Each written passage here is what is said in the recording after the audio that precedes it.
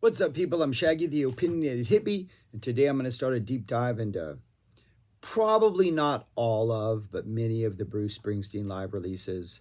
He has a live archive series in which he releases live concerts, and there's a whole bunch of them. Who knows how far down this rabbit hole we'll go, but I figure I have the rest of the time to do it, so maybe eventually we'll get it done. But today I'm going to start with probably one of the most important releases ever in the history of my musical listening experience, probably in the history of music. If you were not alive in 1986 when this was announced, when it came out, when people were writing about it and discussing it, and it was a part of every single music magazine. Today I'm going to talk about Live 1975 85. The Bruce Springsteen box set that documented 10 years of live music from the boss. I don't think I can, in this video, sort of understate the effect this just had on the music listening population, heck, on the population in general when this came out. It was post Born in the USA, when Bruce was, one of the biggest rock artists, one of the biggest musical artists in the world, up there with Madonna, Prince, and Michael Jackson, just like sitting on top of the Mount Rushmore of 80s artists. An artist that had a legend for bringing live music, his 4-hour concerts, doing all these covers, having all these songs that he had never released. He did all of these things. For those of us who followed, I was starting to get into the Dead at this time. I was starting to understand that they had all of these songs that they only played live, that they had never released. But then you have this artist who's like Springsteen, who does the same thing. And I got this for Christmas when I was 16. I got the vinyl version, eventually bought the CD version, never bought the cassette version. It's just one of the most magical things ever. It was 5 LPs, 10 sides of music, 3 CDs. It went from 1975, Sad Lonely One Track, all the way through 85, his most recent Born in the USA tour. It was really well organized, as far as you essentially got a bunch of 78 shows, then you essentially got a bunch of, not shows, but songs, eventually a bunch of 80 songs, and eventually a bunch of 85 songs, with random years thrown in there. Essentially chronological, but not strictly chronological as far as the performances went. Personally, I think vinyl is the way you have to listen to this sort of 4 to 5 group couplings of songs throughout the album are just perfectly, I think, gathered. You have one side that's nothing but river songs, another side that's nothing but darkness songs, another side that's nothing but Nebraska songs, another side that's nothing but Born in the USA songs. Some of them have it's just a perfectly compiled vinyl collection. The CD is a little wonky because you have the 78 stuff plus 2 more 80 things. And so you're kind of, because of time constraints, the flow isn't as good on the 3 CD set. The vinyl experience is just, not even for sonic reasons, but just because of the way the songs are grouping, it's just a perfect listening experience. And it's over 3 hours long, which is at this point, this box set almost seems quaint, because we have releases in the archive series that are longer than this. This is a 5 LP set that chronicles 10 years of live Bruce, and we have shows of his that are longer than this collection.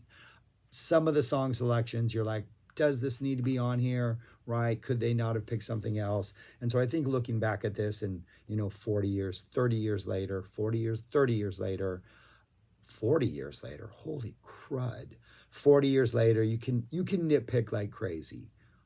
But as a 16-year-old going down this rabbit hole, discovering the energy of his live performances, discovering just way more of his back catalog than I'd previously been exposed to, does a Tom Waits cover, a year after Tom Waits releases the song, that's on here. This was my first time as a music lover, as a hardcore music fan, where I really understood sort of the cynicism of rock journalism. I love this. I had 0 complaints about this. I thought this was the most perfect. I absorbed every second of this music for months and months and months. I was obsessed with this release. And then as I understood it more, and I'd go back and read reviews of it or read analysis of it, and over the years, people kind of look back on it. It was a monumental release. This and Bob Dylan's Biograph changed the music industry, made box sets matter. I have a closet dangerously full of box sets were that I all got because of something like this, which set the bar so incredibly high. But going back and reading these reviews, people complaining about, we don't need another Hungry Heart. I'm like, yeah, but this is a really fun version of Hungry Heart. And I really, really listened to it. We don't need this. What about this song that he played all the time that's not on here? What about this song? And I was like, man, I don't ever want to become that person. And I know to some degree, and like my obsession with Zappa, there have been releases where I'm like, oh, we don't need this, we don't need this. I'm like, I don't want to be that person. And going back and listening to this and remembering the utter joy I experienced as someone who wasn't in the rabbit hole, I don't want to be that way about this. I don't want to be that way about music. I think revisiting this and like remembering the experience I had with this has completely changed my outlook on music. But I could nitpick this. If I were to go back and put this together now, I would pick different songs. I like the way they did it. The sequencing is perfect. The formation is perfect. I still think these groups of 4 or 5 songs is perfect. But I would pick different songs. But I'm not going to complain because this is still a fantastic release. Interestingly enough, all the songs are either from Los Angeles shows or New York/New Jersey shows with one ASU show in there, or at least one ASU song in there. So out of all the tracks, all of them are hardcore East Coast, hardcore West Coast, with one Arizona State University song, Badlands, which I guess Arizona is closer to the Badlands than either Jersey or California. So maybe that's why. You could just feel it more. Let's go vinyl. Side A, the very first side of music, 4 songs, this box set starts off with piano, then harmonica, then Bruce singing Thunder Road. And that's it for the entirety of the song. No build up, no band coming in, no sax solo, just perfection. I can't think of a better way to start a box set. I can't think of a better performance. Can't think of a better way to start a show. Absolutely jaw-dropping, perfect, epic. The power of Springsteen is just so incredibly clear, and he doesn't even need E Street Band. Sorry, E Street Band. I know you're there on piano. I know you're represented, but the power of the boss is perfect. Next song. So that's from 75, the only one we have from 75, from those Roxy shows in which Robert Hilburn famously saw The Next Coming of Dylan or whatever he wrote. And then we essentially, for the rest of CD1 and for the next 2.5 sides of music, we get a bunch of 78 material from a 78 Roxy show. From the 78 Roxy show, a single Roxy show in 78, we get Adam Raised a Cain, Spirit of the Night, Paradise by the Sea, Growing Up, It's Hard to Be a Saint, Backstreets, Rosalita, and Raise Your Hand. The current me would complain that why don't we just get the complete show? I'm not going to say that. I love what we get here. We get, after Thunder Road, when it's just piano and harmonica and voice, we get a nasty, nasty Adam Raised a Cain. The guitar energy on this is fierce. It is ferocious. It is just blows the roof off the sucker. That's followed by a super swag, super sexy Spirit in the Night. Just the band is just on fire. And then we interestingly jump forward to 80 for a performance of Sandy, 4th of July, Asbury Park. This song, I think, just sounds better live. The band sounds so big and huge. These were much bigger shows in 80 than the 78 shows, just because we're not in the Roxy. Even these tender moments that Bruce has in a song like Sandy, 4th of July, sound intimate in a huge stadium setting, one of the powers that the boss had. But it works because it's an early song, and so, it works in the sequence of song. Second side of music opens up with Paradise by the Sea, which was this like instrumental little Clarence Clemens focused sort of on the Jersey boardwalk type 50s summer song that they would play as a second set opener so that people can come back and like find their seats while there was music playing. Just a really fun instrumental celebration. Then we get a performance of Fire that is just absolutely fire. This one's for all the girls here. Probably the most effective use of 2 minutes and 51 seconds ever. Just such a concise barn burner of a song. We get Growing Up, which has some awesome Bruce introduction, him telling a great story about having a motorcycle accident, his interactions with his dad. He would kind of revisit the story later on The River, which is on this box set from a later performance. And it's kind of neat to see the different things he has to say about a similar story. But there's this epic moment where he's talking about his parents and how one of them wanted to be a lawyer, and I think the other one wanted him to be, it wasn't an artist, it couldn't have been an artist, an author. One wanted to be a writer. That's a good life for you. And they're both in the audience at this Roxy show. And so as he's doing this little monologue in the middle of growing up, he's like, and so they're both here. He tells the story. He's like, one of them, he's like, well, I didn't turn out to be a lawyer. I didn't turn out to be an author. So you're both going to have to just settle for rock and roll. And then they go back to that, and it's just epic. It's just huge. It's just fantastic. And then right after that, they drop right into It's Hard to Be a Saint in the City. And it's just epic. Just absolutely an epic on fire performance. But that's the second side of music. Paradise Fire, Growing Up, It's Hard to Be a Saint. Bam. And then the 78 era ends on side 3. We get a beautifully just powerful Backstreets. It's kind of urgent. That guitar riff, bam, bam, bam, just sounds so amazing. It just, there is a jammy section on the original version of this that's kind of edited out, but we kind of don't need it. The edit is smooth, still works perfectly. Then we get a Rosalita with band introductions, super fun, super epic, super huge. And then we get the Eddie Floyd song, Raise Your Hand. That's just good times, stacks soul. Just a really fun song. It's got a fake ending. Everybody get up, one of those just rousing closers that the boss would do. And so those first 3 sides, it really is a little mini 78 show. It's sequenced perfectly. It's all on CD1. You have 2 extra songs from like the 80 version of this at the end of CD1 before we get to CD2. But it makes for a really powerful first CD if you end up getting the CD version of this. Then we jump into sort of a 1980 The River era segment of this release. We get A Hungry Heart, in which the crowd sings the first verse. Sounds fantastic. 2 Hearts. This is one of those. I'd just pick something else if I had to, but we get a 2 Hearts. This is on side 4 now. We get a Cadillac Ranch, which just sounds absolutely amazing live. I'm gonna concede that this is really good live. We get a You Can Look But You Better Not Touch. Great bass playing, great energy. Another River song that live absolutely kills. And then we close out side 4 with Independence Day. Just stunningly beautiful. One of Bruce's completely great character songs. We're still in sort of the 80-81 era on side 5. We get an Always Awesome Badlands. We get a Because the Night that is a really nice guitar solo, nicely stretched out. It is, I think this was the first officially released version that the Boss released of this song, the Patti Smith classic.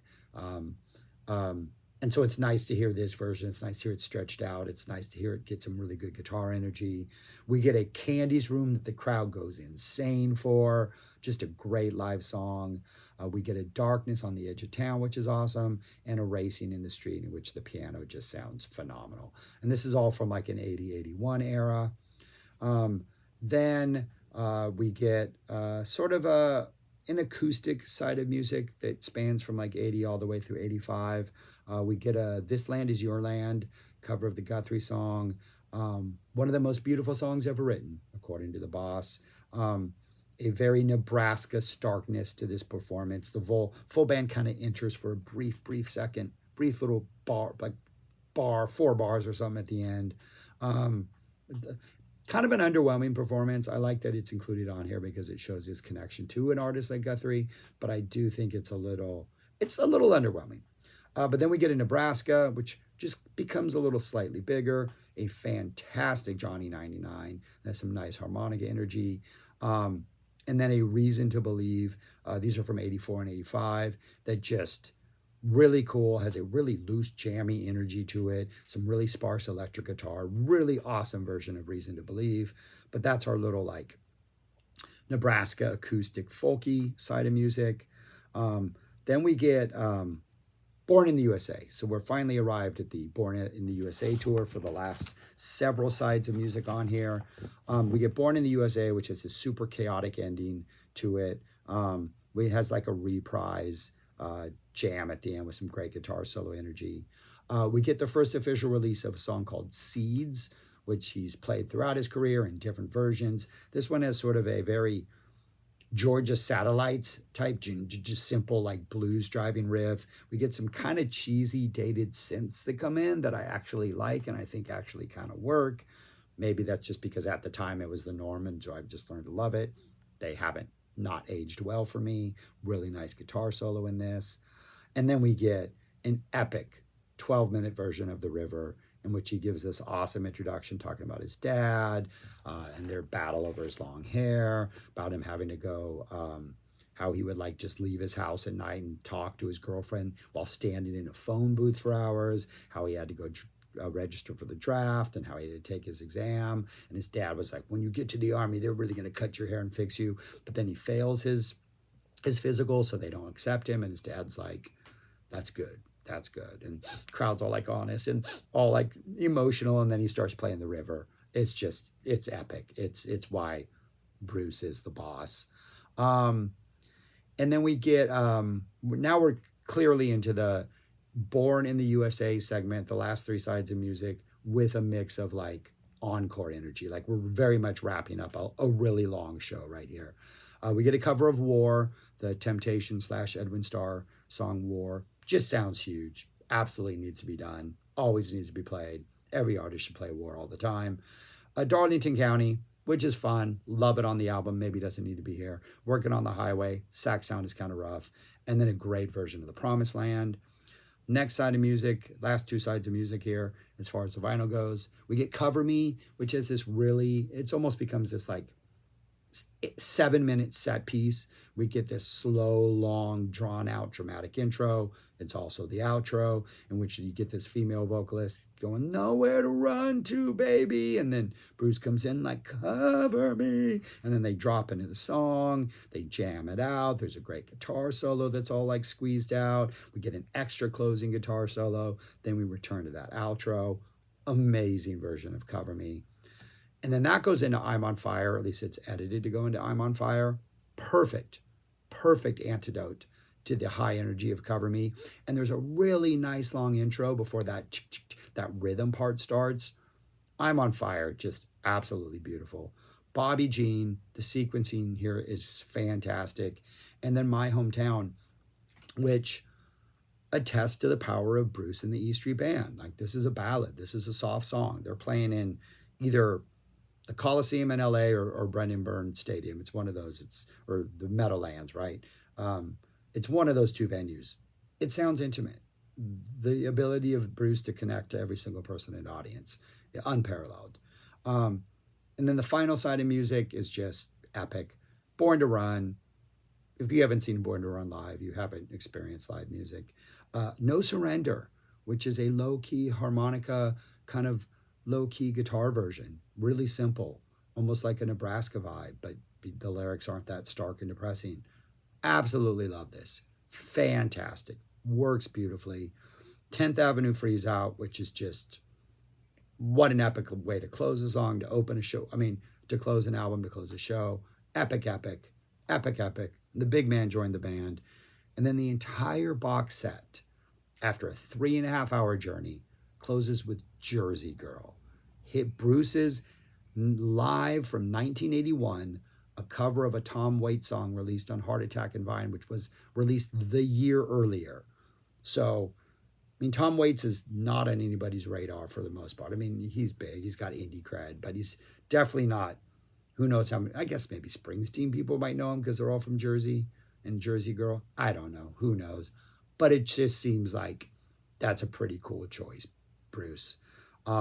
And it sounds like a Bruce Springsteen song. The lyrics fit perfectly. It's got that slow burning ballad vibe. The crowd goes crazy every time there's a Jersey reference. Kind of sounds like Sandy in a little bit of a ways. Soaring sax to close. It fits perfectly. Having like Clarence almost have the last word on this. Beautiful. Yeah. This is ridiculous, man. Absolutely ridiculous sampling of live music. Change music. Change box sets. Made box sets matter. Made them like, hey, this is what you can do with a box set. Dylan's from Biograph from the year earlier was more of a jumping all over chronologically, live, studio, unreleased, all this kind of different version. This was just like, no, man, we're just going to give you a bunch of live songs from one of the greatest live performers in the history of live music. Take it. Do you want it? Here it is. It's absolutely a fantastic, fantastic listen. Do I have minor quibbles? Hey, this wasn't released. Hey, we need this. Yeah, of course I do. Of course I do. Some of more Bruce's indulgent guitar playing from like the 78 tour. Yeah, that would have been really nice. But I'm not going to complain. I'm not going to be that cynical critic. This is just beautiful. I bow down to this. Yeah. So that's it. I highly recommend you check it out. I mean, it is weird because we have so much of this stuff, archival releases, complete shows. Bruce has pretty much flooded the market with live stuff, and zero complaints about that here. So this is almost like a quaint relic of another era, a pre-streaming era, but I think it's special because of that. All right, I'm done talking. Thanks for watching. That's all I got to say. I'm not going to rank this. It's obviously number one at this point. I'm going to do more Bruce live shows. I'll rank those as we go, and then kind of try to figure out what I think is the best Bruce live stuff. All right, that's it. Subscribe, like, share, comment, and go listen to this. It's fantastic. I mean, side A alone, man. Thunder, Atom, Spirit, Sandy, just, if you're not hooked after that, you have no heart or soul. No, you might. All right, peace. Talk to you later.